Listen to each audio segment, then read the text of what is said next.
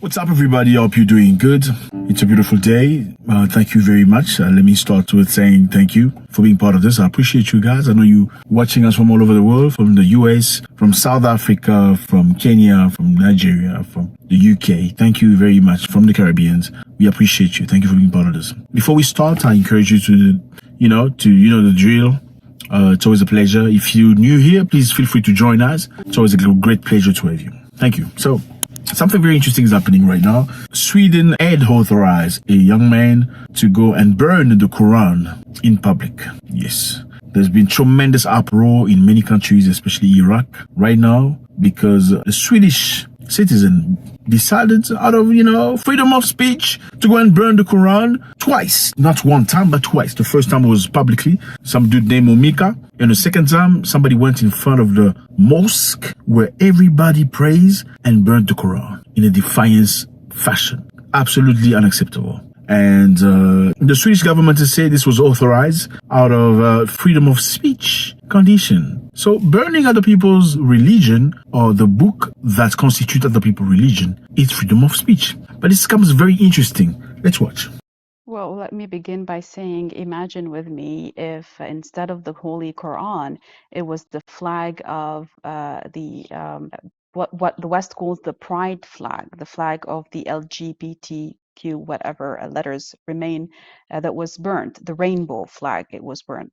And imagine with me what the Western world would have response and retaliated and called all sorts of names. And, they are used to bringing out new terminology to stick to the people who don't condone whatever agenda or whatever Western values they want to impose against societies. So just imagine that instead of the Holy Quran, and you can just visualize with me the headlines that would come out from the mainstream media and the media that actually supports such issues learning the Quran and regarding it as a freedom of speech. It's not a freedom of speech, because if were so, it would equally mean that burning the Bible and burning the Talmud or the holy Christian and Jewish books would have equally happened, and we wouldn't have heard a peep out of anyone. But that would never happen, especially in the West, because in the West it's a minority of Muslims versus a majority of Christians and Jews. But that's not the issue. It's not about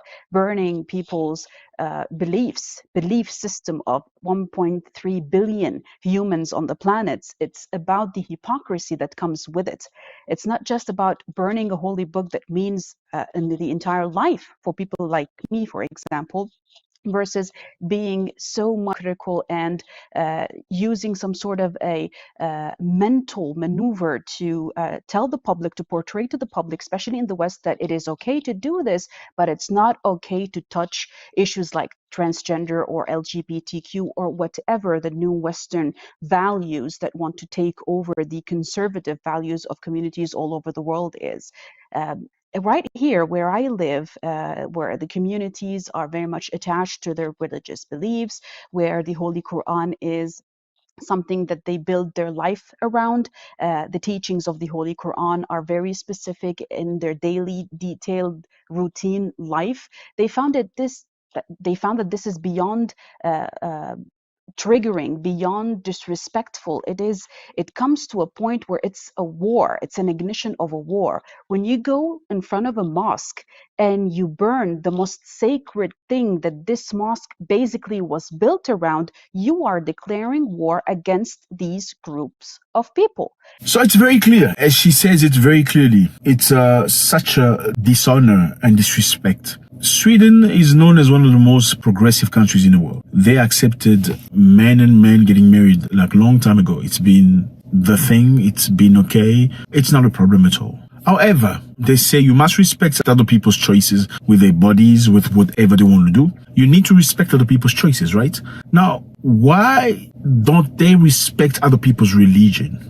Because obviously Islam religion is a religion that discourages, one of the religions that discourages those practices. Okay, so what's hypocritical to me here is like, so other people, men marrying, women marrying, it's okay, it's freedom of whatever, freedom of choice, freedom of, inclusion, whatever you call it. But burning the Quran is freedom of speech. Like she said, imagine people standing in the street and burning the flag that you know.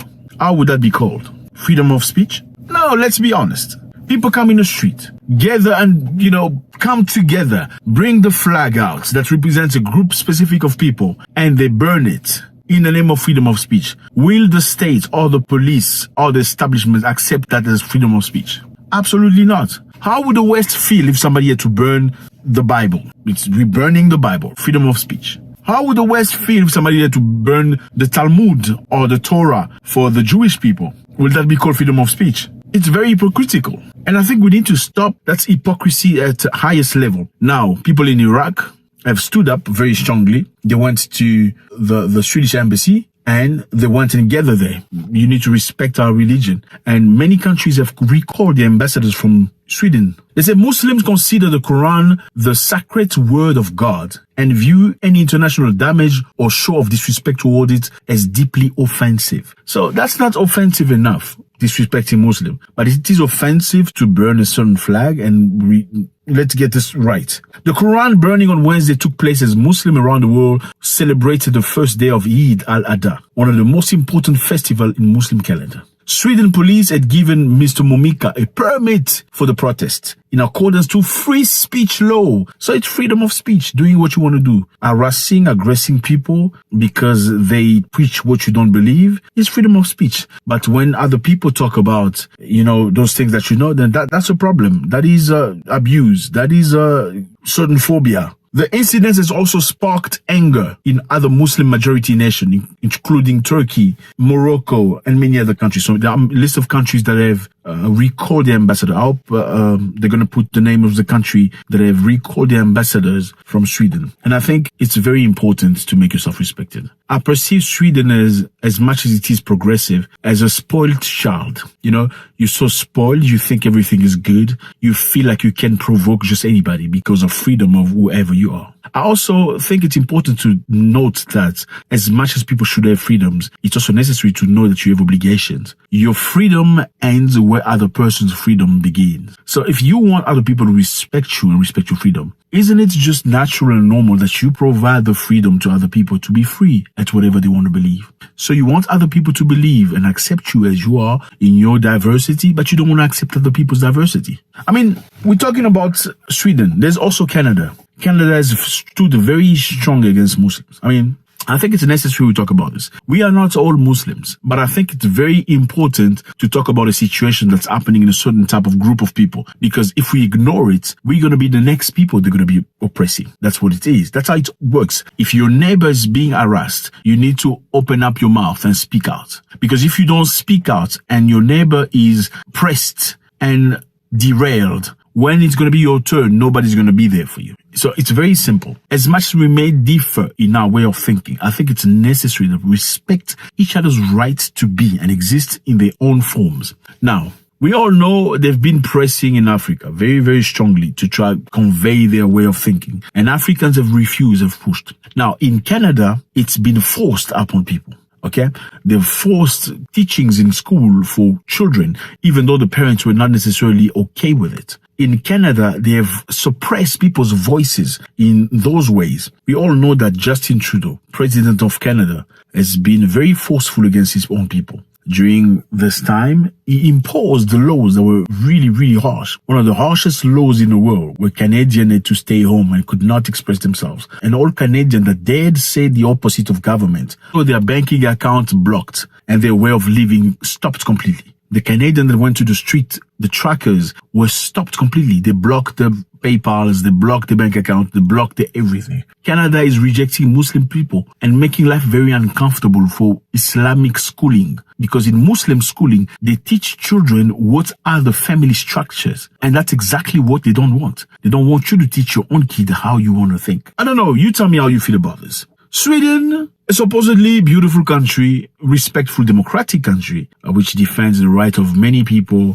or men who want to marry men, and men who want to change whatever. They say it's okay, it's fine, we accept it, you can do whatever you like. And we okay with that. But the same Sweden is giving a permit to somebody to burn the Quran in public, not one time, but twice. Go in front of a mosque and burn the Quran in the name of freedom of speech. Is that acceptable? Now, once again, had people come together trying to burn the flag that you know, will that be called freedom of speech? Had people come together and say we are against Christians or burn the Bible or burn the whatever, will that be freedom of speech? I think it's necessary that we call hypocrisy when it's hypocrisy. And we are correct. It shouldn't be one law for us and one law for you. It should be one law for everybody.